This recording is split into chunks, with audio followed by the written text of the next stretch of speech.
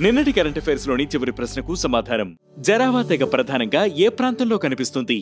జరావా తెగ ప్రధానంగా భారతదేశంలోని అండమాన్ అండ్ నికోబార్ దీవులలో కనిపిస్తుంది. ఇది ప్రపంచంలోనే అత్యంత పురాతనమైన తెగల్లో ఒకటి. భారత ప్రభుత్వం వారిని పర్టికులర్లీ వల్నరబుల్ ట్రైబల్ గ్రూప్ గా గుర్తించింది. ఇక మొదటిది మచిలీపట్నంలో గ్రీన్ ఫీల్డ్ పోర్ట్. ఆంధ్రప్రదేశ్లోని మచిలీపట్నం సమీపంలోని మంగినపూడి వద్ద కొత్త గ్రీన్ ఫీల్డ్ పోర్ట్ నిర్మిస్తున్నారు. 2026 చివరి నాటికి ఈ పోర్ట్ కార్యకలాపాలు ప్రారంభించే అవకాశం ఉంది. ఈ ప్రాజెక్ట్ ల్యాండ్ లార్డ్ మోడల్ ను అనుసరిస్తుంది. అంటే ఇక్కడ పోర్ట్ ప్రభుత్వ ఆధీనంలో ఉంటుంది. ప్రైవేట్ కంపెనీలు దీనిని నిర్వహిస్తాయి.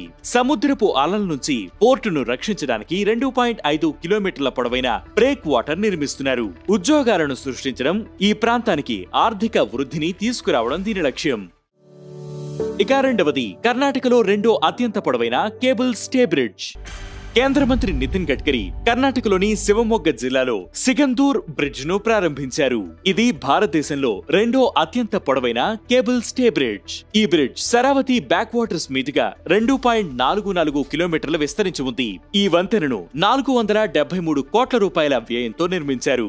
ఈ వంతెనకు చౌడేశ్వరి దేవి అని గడ్కరీ పేరు పెట్టారు. ఇక మూడవది గోవాలో భారతదేశపు మొట్టమొదటి రోరో ఫెర్రీ సర్వీస్.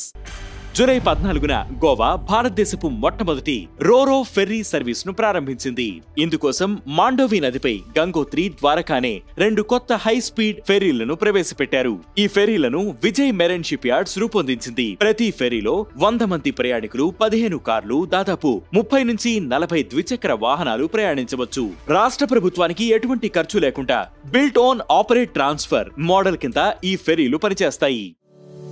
ఇక నాలుగవది అసోంలో మొట్టమొదటి ఆక్వాటెక్ పార్క్.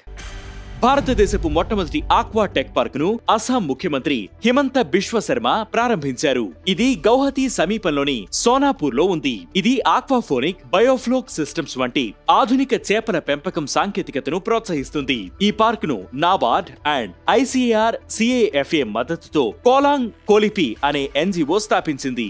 రాష్ట్రంలో చేపల ఉత్పత్తి, రైతుల ఆదాయాన్ని పెంచడం దీని లక్ష్యం. ఇక ఐదవది గిఫ్ట్ సిటీ సీఈఓగా సంజయ్ కౌల్. గాంధీనగర్లోని Gujarat international finance tech city కొత్త మేనేజింగ్ డైరెక్టర్ మరియు సీఈఓగా సంజయ్ కౌల్ నియమితులయ్యారు. ఆయన కేరళ కేడర్ కు చెందిన 2001 బ్యాచ్ IAS అధికారి. ఆయన కేంద్ర సాంస్కృతిక మంత్రిత్వ శాఖలో జాయింట్ సెక్రటరీగా పనిచేశారు. గుజరాత్ లో టూరిజం కార్పొరేషన్, గుజరాత్ ఇన్ఫార్మటిక్స్ లిమిటెడ్ లో పనిచేసిన అనుభవం ఆయనకు ఉంది.